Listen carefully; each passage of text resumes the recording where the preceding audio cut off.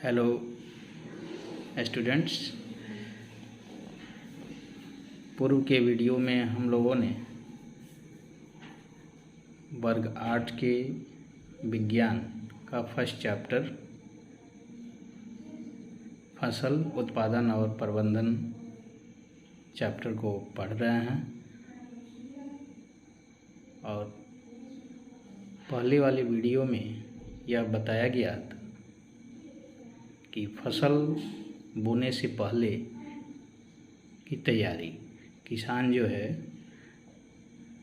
फसल लगाने से पहले किन किन बातों पर, किन किन गतिविधियों पर ध्यान देते हैं, उनकी चर्चा हम लोगों ने की थी। जैसे मिट्टी तैयार करना, बीजों का चयन करना, बुआई, सिंचाई, निकौनी, कटाई, उसाई, सफाई और अंत में भंडारण। तो इनका हम बारी बारी से चर्चा करेंगे। पहला है मिट्टी तैयार करना। फसल उगाने के लिए मिट्टी की तैयारी सबसे महत्वपूर्ण कार्य है। मिट्टी को उलटने पलटने की प्रक्रिया ही जुताई कहलाती है। जुताई के लिए हल जो है परंपरागत उपकरण है, यानी यह बहुत पहले से यह एक उपकरण है जो लकड़ी का बना होता है और मिट्टी की गुड़ाई के लिए हल में लोहे का एक फाल लगा होता है। हल से जुताई के लिए एक जोड़े बैल की मदद ली जाती है और जुताई के दौरान बड़े बड़े जो मिट्टी के ढेले आते हैं उन्हें तोड़ने के लिए लकड़ी का ही उपयोग किया जाता है। वर्तमान में अभी जो आधुनिक तौर तरीकों से जो खेती की जा रही है, जैसे ट्रैक्टर से, पावर टिलर से जुताई का काम किया जा रहा है। मिट्टी की जुताई से पौधों की जड़ें गहराई तक जा सकती हैं और वह पोषण तत्व प्राप्त कर सकती है। ह्यूमस पौधे की जड़ों तक पहुंचती हैं। केंचुए जो होते हैं, जो सूक्ष्म जीवों में वृद्धि की संभावना बढ़ जाती है। केंचुए और सूक्ष्म जीव जो पौधों के लिए उपयोगी होते हैं, ह्यूमस का निर्माण तेजी से होने लगता है।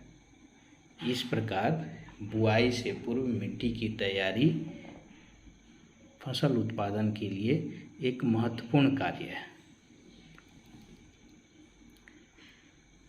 अब इन उपकरणों का उपयोग कर हम बहुत ही अच्छी तरह से फसल उपजाने के लिए इन उपकरणों का उपयोग करते हैं।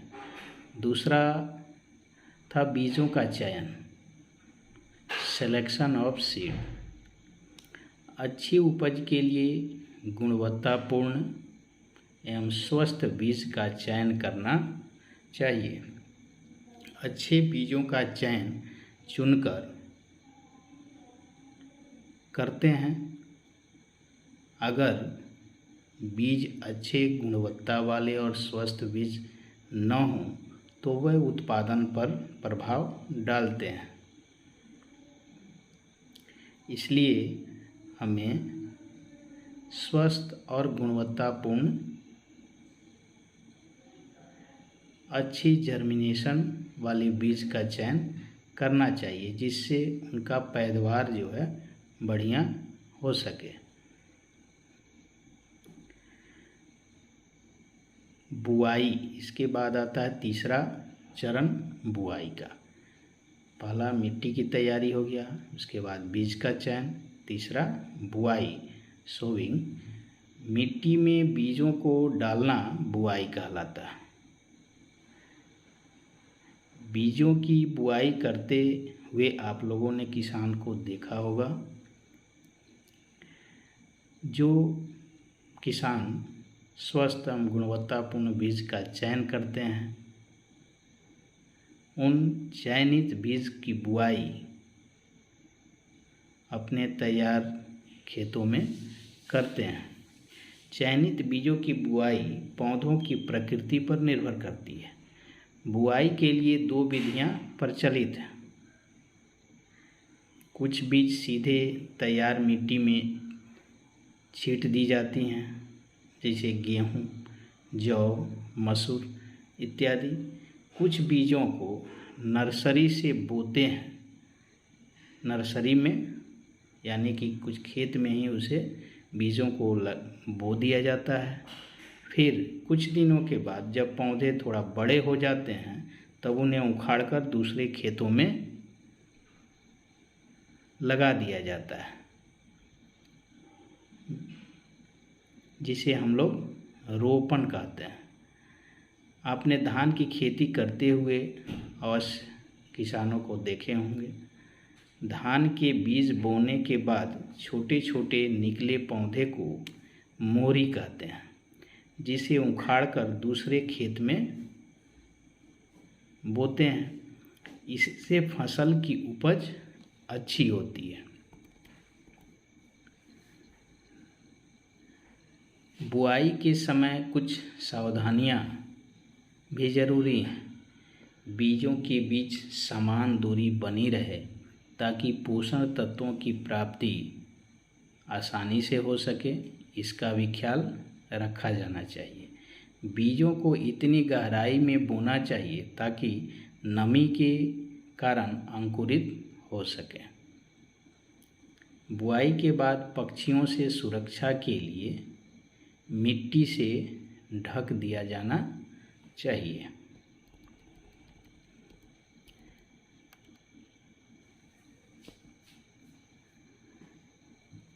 खाद जो है, नर्सरी में पौधे होने वाले जो पौधे होते हैं उन्हें हम दूसरे खेतों में लगाते हैं, जिससे उपज बढ़ती है।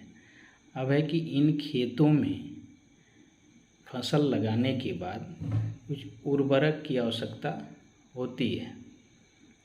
क्या आपने किसानों को खेतों में खाद या उर्वरक डालते देखा है? गाँव में अक्सर किसान खेतों में उर्वरक डालते हुए मिलते हैं। खाद कार्बनिक पदार्थों का मिश्रण है। पौधे तथा जानवरों के अपशिष्ट जैसे गोबर, बेकार साग सब्जियों के पत्ते, पौधे पत्तियां या जैव अवशेष से प्राप्त कार्बनिक खाद कहलाते हैं। इन अवशिष्ट पदार्थों को एक गड्ढे में जमा करके मिट्टी से ढक दिया जाता है तथा कुछ दिनों के बाद वे सूक्ष्म जीव बेकार पदार्थों को कार्बनिक पदार्थों में बदल देते हैं।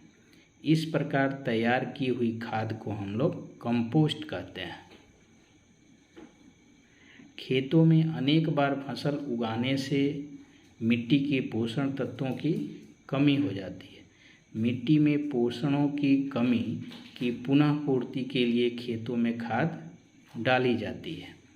तो हम इन कंपोस्ट का उपयोग खेतों में आसानी से करते हैं। खाद के अलावा कुछ रसायनों का प्रयोग भी किया जाता है, जिन्हें उर्वरक कहते हैं, जैसे urea, ammonium sulphate, super phosphate, potassium इत्यादि। उर्वरक जल में घुलनशील होते हैं। जो उर्वरक हम लोग फसलों के लिए यूज़ करते हैं वे जल में घुलनशील होते हैं तथा पौधों की जड़ों द्वारा आसानी से अवशोषित किए जाते हैं। फसलों की पैदावार बढ़ाने के लिए उर्वरकों का प्रयोग किया जाता है। उर्वरक के स्थान पर जैविक खाद का भी उपयोग हमें करनी चाहिए, अथवा 2 फसलों के बीच में कुछ समय के लिए खेत को खाली छोड़ देनी चाहिए, जिससे खेत की उर्वरा शक्ति बनी रहे और लगाने वाला फसल की उपज अच्छी हो।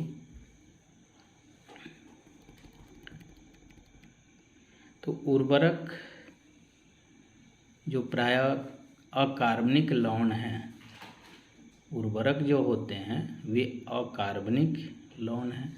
खाद जो है एक प्राकृतिक पदार्थ है जो गोबर, मानव अपशिष्ट एवं पौधों के अवशेष से विघटित होने के बाद प्राप्त होते हैं। उर्वरक जो है फैक्ट्रियों में बनाए जाते हैं, जबकि खाद जो है खेतों में बनाई जाती है। उर्वरक से मिट्टी को ह्यूमस प्राप्त नहीं होता। उर्वरक जो रासायनिक उर्वरक हैं उनसे ह्यूमस प्राप्त नहीं होता है, जबकि खाद से मिट्टी को ह्यूमस प्रचुर मात्रा में प्राप्त होती है। तो उर्वरक और खाद में कई प्रकार के अंतर हैं। उर्वरक में उर्वरक जो है वह पादप पोषण जैसे नाइट्रोजन, फास्फोरस, पोटेशियम प्रचुरता में होता है, जो पौधों के लिए आवश्यक होता है। खाद में पादप पोषण कम मात्रा में होते हैं। तो हम गाँवों में देखते हैं अभी वर्मी कंपोस्ट जो है इससे किसानों को बहुत लाभ है। वर्मी कंपोस्ट से जैविक खाद तैयार किए जाते हैं और वे जैविक खाद इन फसलों में दी जाती हैं। जैसे जैविक खाद से लाभ जो हैं, जैविक खाद से मिट्टी की जल सोखने की क्षमता में वृद्धि होती है। जैविक खाद का उपयोग करने से मिट्टी में जल ग्राह्यता की क्षमता बढ़ जाती है। जैविक खाद के उपयोग से मिट्टी जो है भुरभुरी एवं सरंध्र यानी कि उसमें छिद्र होते हैं, जिसके कारण गैस आसानी से पहुंच जाता है।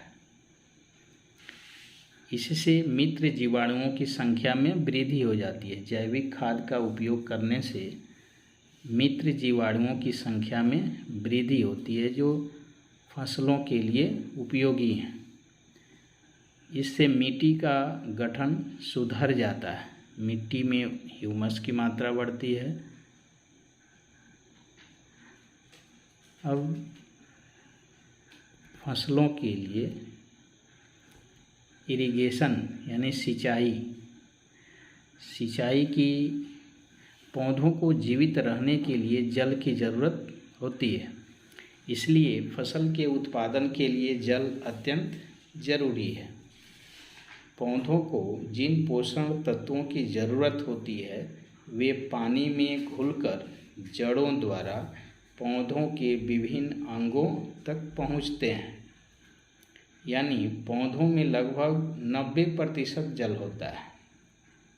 बीजों का अंकुरण जो है शुष्क स्थिति में नहीं होता, इसलिए जल आवश्यक है। अच्छी फसल उत्पादन के लिए फसलों को विभिन्न अंतराल पर पानी देना ही सिंचाई कहलाता है।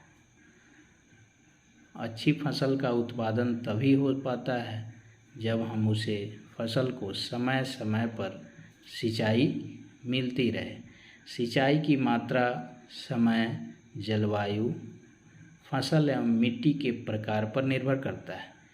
सिंचाई कितनी बार की जाए, कितनी की जाए, यह जलवायु और फसल एवं मिट्टी के प्रकार पर डिपेंड करता है। जैसे बरसात में सिंचाई की ज़रूरत नहीं पड़ती है, जाड़े में सप्ताह में एक बार या गर्मी में 2 या 3 दिनों के अंतराल पर सिंचाई की जाती है।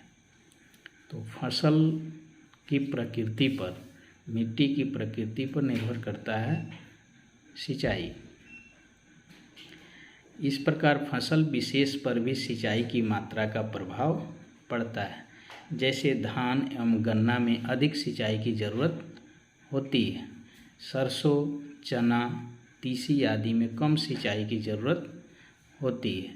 इसी प्रकार मिट्टी के प्रकार पर भी सिंचाई की दर निर्भर करती है। जैसे बलुई मिट्टी में जल धारण करने की क्षमता कम होती है, जिसके कारण अधिक सिंचाई की ज़रूरत पड़ती है। इसके विपरीत चिकनी मिट्टी या काली मिट्टी की जल धारण की क्षमता अधिक होने के कारण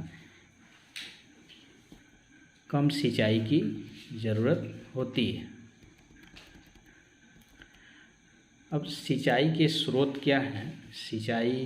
फसल की सिंचाई करने के लिए हमें जल की आवश्यकता है। जिसमें जल के स्रोत क्या है? सिंचाई के स्रोत जो हैं, जैसे कुआं, नदी, नहर, तालाब, झील आदि सिंचाई के प्रमुख स्रोत हैं। यह परंपरागत उपकरणों के द्वारा, जैसे घिरनी, चेन, पंप, रहट इत्यादि का उपयोग पहले किया जाता था। आधुनिक तरीके जो हैं अभी बदल चुके हैं। सिंचाई के साधन विकसित हो चुके हैं।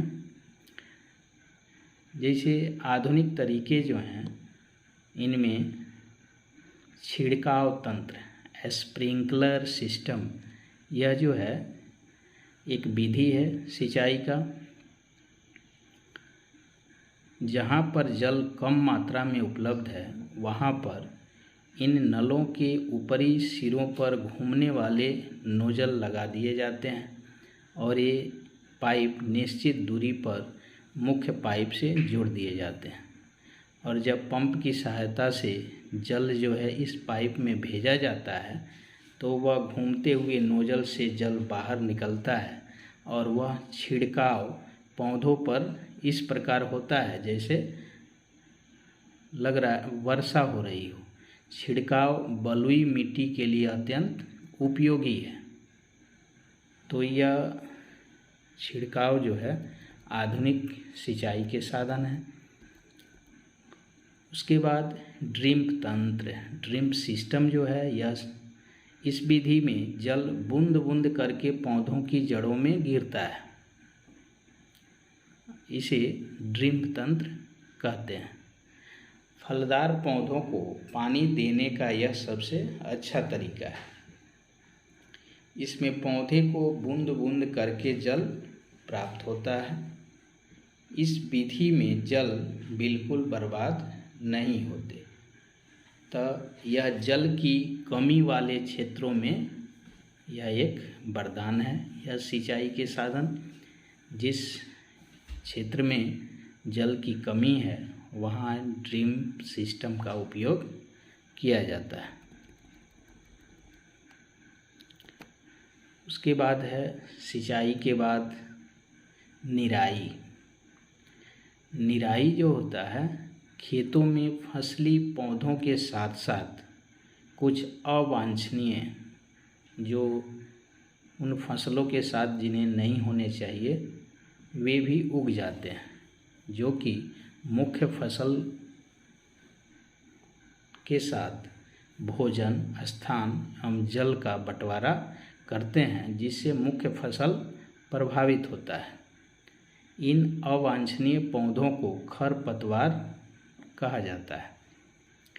साथ ही खरपतवार हटाने को हम लोग निराई कहते हैं। खरपतवार को हटाने के कई तरीके हैं।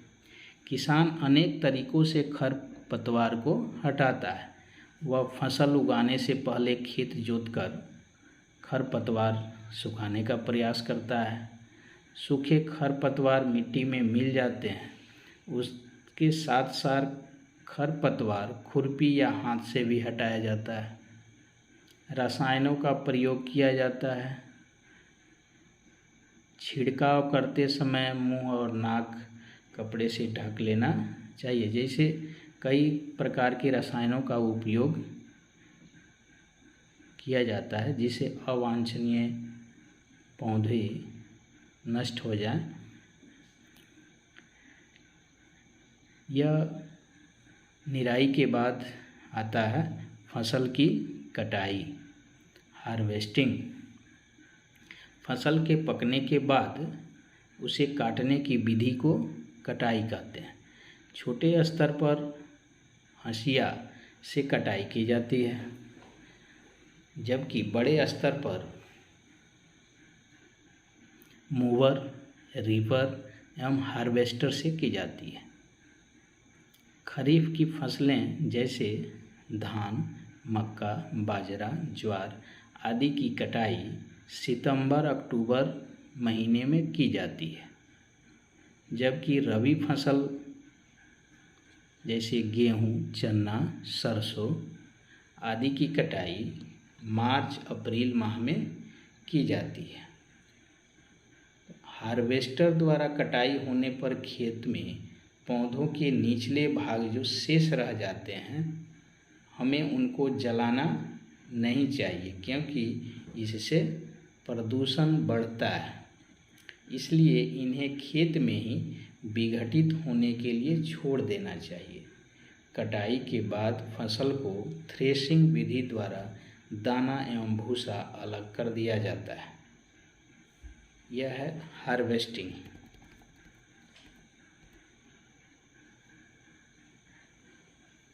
हम लोग देखते हैं कि हमारे देश में फसल कटाई के समय कई प्रकार के उत्सव का आयोजन किया जाता है, जिसे कटाई पर्व कहा जाता है। विभिन्न क्षेत्रों में अलग अलग कटाई ऋतु के साथ कुछ विशेष पर्व मनाए जाते हैं, जैसे पोंगल, बैसाखी, होली, दिवाली, बिहू। ये सब एक कटाई ऋतु के विशेष पर्व हैं। इसके बाद आता है अंत में भंडारण, स्टोरेज। फसल की कटाई के बाद प्राप्त अनाज का भंडारण बहुत ही आवश्यक होता है, परंतु यहाँ ध्यान देने योग्य बात यह है कि भंडारण करते समय अनाज में नमी न हो, अन्यथा उसे खराब होने या जीवों द्वारा आक्रमण से उसकी अंकुरण क्षमता नष्ट होने की आशंका बनी रहती है। इसलिए भंडारण से पूर्व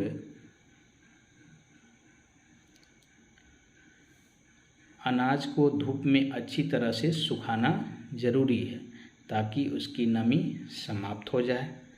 नमी समाप्त होने के बाद अनाज को भंडारण हेतु जूट के बोरों, धातु के बड़े पात्र में करते हैं। अनाज को चूहों एवं सूक्ष्म जीवों से सुरक्षा के लिए भंडार गृहों एवं साइलों जैसे लोहे और टीन, ड्राम इत्यादि का उपयोग किया जाता है। यहाँ पर नमी एवं तापमान को नियंत्रित किया जाता है। केंद्र और राज्य सरकार खाद्यान्न का भंडारण भारतीय खाद्य संस्थान FCI की माल गोदामों में करते हैं। FCI की माल गोदामों का अवलोकन आप जाकर कर सकते हैं। वहाँ अन्न का भंडारण सरकारी गोदामों में किए जाते हैं। तो इस पाठ में हम लोगों ने देखा खेतों में उगाए जाने वाले उपयोगी पौधे फसल कहलाते हैं। ये मुख्य बिंदु थे। खेतों में उगाए जाने वाले उपयोगी पौधे फसल कहलाते हैं। रोटी, कपड़ा और मकान हमारे जीवन की 3 मूलभूत आवश्यकताएं हैं। वर्षा ऋतु में उपजाई जाने वाली फसलें खरीफ, शीत ऋतु में उपजाई जाने वाली फसलें रबी और ग्रीष्म ऋतु में उपजाई जाने वाली फसलें जायद कहलाती हैं। खेत की तैयारी के लिए जुताई, समतलीकरण करनी पड़ती है। बीज की बुआई उचित दूरी पर, उचित गहराई पर करनी चाहिए। फसल में खाद एवं उर्वरक की उचित मात्रा का प्रयोग होना चाहिए। अच्छी फसल उत्पादन के लिए सही अंतराल पर सिंचाई जरूरी है। सिंचाई के आधुनिक तरीके छिड़काव तंत्र एवं ड्रिप तंत्र हैं। निराई द्वारा खरपतवारों पर नियंत्रण किया जाता है। अनाजों के भंडारण से पहले अच्छी तरह से अनाज की नमी को दूर कर लेना चाहिए। इस चैप्टर के अभ्यास के प्रश्न बाकी रहे हैं। हम लोग आगे नेक्स्ट वीडियो में अभ्यास के प्रश्नों को हल करेंगे। तब तक इन पाठों का